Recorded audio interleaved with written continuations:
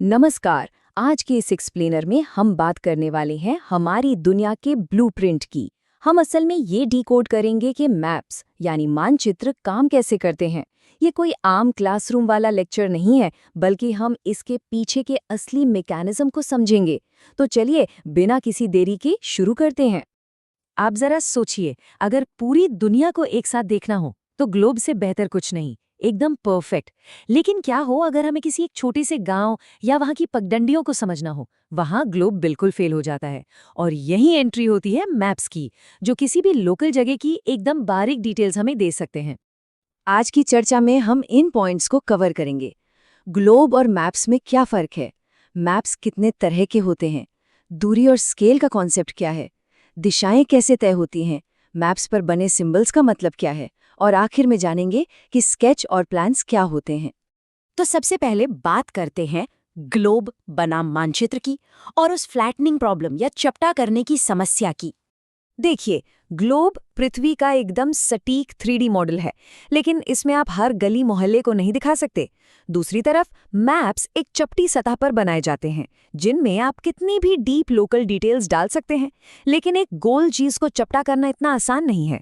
Imagine कीजिए, अगर आप एक रबर की पुरानी गेंद को काट कर उसे मेज पर बिल्कुल सीधा और चपटा बिछाने की कोशिश करें तो क्या होगा? उसका शेप पूरी तरह से बिगड़ जाएगा, है ना? बिल्कुल यही सबसे बड़ी चुनौती मैप बनाने वालों के सामने आती है। चलिए अब आगे बढ़ते हैं और देखते हैं मैप्स के 3 मुख्य प्रकारों को। दुनिया को आखिर किन कैटेगरीज में बांटा गया है? हमारी अलग अलग जरूरतों के हिसाब से मैप्स को 3 हिस्सों में बांटा गया है। पहला है फिजिकल या भौतिक मानचित्र, जो प्राकृतिक चीजें दिखाता है, जैसे पहाड़, नदियां या मैदान। दूसरा है पॉलिटिकल मैप, जो देशों, राज्यों और शहरों की बॉर्डर लाइन दिखाता है। और तीसरा होता है थीमैटिक मैप। ये किसी खास थीम पर फोकस करते हैं, जैसे कि किसी इलाके में कितनी बारिश होती है या सड़कें और जंगल कहाँ-कहाँ फैले हैं। अब बात करते हैं मैप्स के पहले सबसे जरूरी कंपोनेंट की, दूरी और पैमाना यानी स्केल। देखते हैं कि दुनिया को समेटा कैसे जाता है। स्केल असल में वो जादुई ट्रिक है जिससे जमीन की 10 किलोमीटर जैसी विशाल दूरी एक छोटे से कागज पर सिर्फ 2 सेंटीमीटर में फिट हो जाती है। आसान भाषा में कहें तो ये जमीन पर मौजूद असली दूरी और मैप पर दिखाई गई दूरी के बीच का एक फिक्स्ड अनुपात या रेशियो है। इसी की बदौलत पूरी दुनिया हमारी मुट्ठी में आ जाती है। यहाँ एक बहुत ही इंटरेस्टिंग फैक्ट है। जब हमें किसी महाद्वीप या देश जैसे बहुत बड़े एरिया को दिखाना होता है, तो हम स्मॉल स्केल या छोटे पैमाने का इस्तेमाल करते हैं, जैसे 5 सेंटीमीटर बराबर 500 किलोमीटर। लेकिन जब किसी छोटे से गांव या कस्बे को दिखाना हो, तो लार्ज स्केल यानी बड़े पैमाने का इस्तेमाल होता है, जहां 5 सेंटीमीटर का मतलब सिर्फ 500 मीटर होता है। सुनने में शायद उल्टा लगे, लेकिन सच यही है कि ये लार्ज स्केल वाले मैप्स ही छोटे इलाकों की सबसे ज्यादा बारीक और सटीक जानकारी देते हैं। मैप्स का दूसरा अहम कंपोनेंट है दिशाएं। तो आइए समझते हैं कि मैप के जरिए अपना रास्ता कैसे खोजा जाए। रास्ता खोजने के लिए 4 मेन दिशाएं होती हैं, जिन्हें प्रधान दिग्बिंदु या कार्डिनल पॉइंट्स कहते हैं: उत्तर, दक्षिण, पूर्व और पश्चिम। अगर ध्यान दिया हो तो अक्सर मैप के ऊपर दाईं तरफ एक तीर का निशान होता है, जिस पर एन या उत्तर लिखा होता है। बस एक बार उत्तर दिशा मिल गई तो बाकी तीनों दिशाएं तो अपने आप ही सेट हो जाती हैं। यही नेविगेशन का सबसे बेसिक रूल है। और इस काम में मदद करता है कंपास या दिक्सूचक। इसके जरिए हम न सिर्फ मेन दिशाएं बल्कि उनके बीच की दिशाएं, जैसे उत्तर पूर्व या दक्षिण पश्चिम, भी आसानी से नाप सकते हैं। इन बीच वाली दिशाओं की वजह से किसी भी जगह की एकदम पिन पॉइंट लोकेशन ट्रैक करना मुमकिन हो पाता है। कंपास की सबसे खास बात यह है कि इसकी मैग्नेटिक सुई हमेशा उत्तर और दक्षिण की तरफ ही रुकती है, जो इसे कभी ना चूकने वाला नेविगेशन टूल बनाती है। अब आते हैं तीसरे कंपोनेंट पर, प्रतीकों की भाषा। ये मैप्स का एक यूनिवर्सल कोड है। जाहिर सी बात है, हम कागज पर असली साइज की बिल्डिंग, सड़कें या रेलवे ट्रैक तो ड्रॉ नहीं कर सकते। इसीलिए दुनिया भर के मैप बनाने वालों ने आपस में एक इंटरनेशनल एग्रीमेंट किया है, जिसे रूढ़ चिन्ह या कन्वेंशनल सिंबल्स कहा जाता है।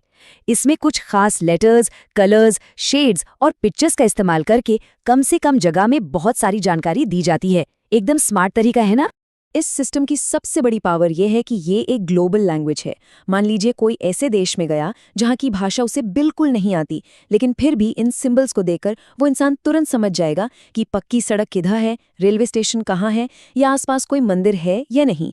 ये एक ऐसा इंटरनेशनल कोड है जिसे कोई भी कहीं भी समझ सकता है। सिंबल्स की तरह ही कलर्स के भी कुछ फिक्स्ड इंटरनेशनल रूल्स हैं। जैसे पानी या झीलों को हमेशा नीले रंग से ही दिखाया जाएगा, पहाड़ों के लिए भूरा रंग, पठारों के लिए पीला और मैदानों के लिए हमेशा हरे रंग का इस्तेमाल होता है। ये एक ऐसा विजुअल शॉर्टकट है कि मैप देखते ही फिजिकल ज्योग्राफी हमारे दिमाग में एकदम साफ हो जाती है। घटकों को एक साथ मिलाना, सुंदरपुर गांव का एक केस स्टडी। चलिए इन सारी थ्योरीज को प्रैक्टिकली देखते हैं इस सुंदरपुर गांव के मैप के नजरिए से। यहाँ मैप के वो तीनों पिलर्स एक साथ काम करते हुए दिखते हैं। सबसे नीचे का स्केल असली दूरी बताता है, ऊपर कॉर्नर में उत्तर दिशा दिखाने वाला तीर है और बीच में रेलवे लाइन, पेड़ और नदी के लिए बहुत ही बेहतरीन रूट चिन्हों का इस्तेमाल हुआ है। ये इस बात का परफेक्ट उदाहरण है कि एक मैप एक्चुअल में कैसे फंक्शन करता है। अब आते हैं आखिरी हिस्से पर, रेखा चित्र और खाका। इनका इस्तेमाल तब होता है जब आम मैप से काम नहीं चलता। देखिए, कई बार हमें प्रॉपर मैप की ज़रूरत नहीं होती। जैसे अगर किसी दोस्त को अपने घर का रास्ता समझाना हो तो हम बस याददाश्त के आधार पर एक रफ ड्राइंग बना देते हैं। इसे रेखाचित्र या स्केच कहते हैं, जिसमें कोई स्केल नहीं होता। लेकिन इसके बिल्कुल उलट होता है खाका या प्लान। ये एक बहुत ही छोटे एरिया का एकदम लार्ज स्केल पर बना हुआ बहुत ही एक्यूरेट चित्र होता है। अगर किसी कमरे की एकदम सटीक लंबाई और चौड़ाई नापनी हो तो वहाँ स्केच नहीं बल्कि प्रॉपर खाका ही काम आएगा।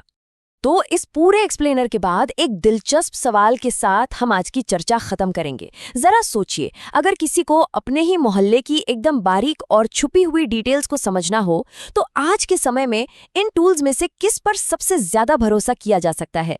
क्या वो एक डिटेल वाला मैप होगा, कोई रफ स्केच या फिर एक सटीक खाका? इस पर जरूर विचार कीजिएगा।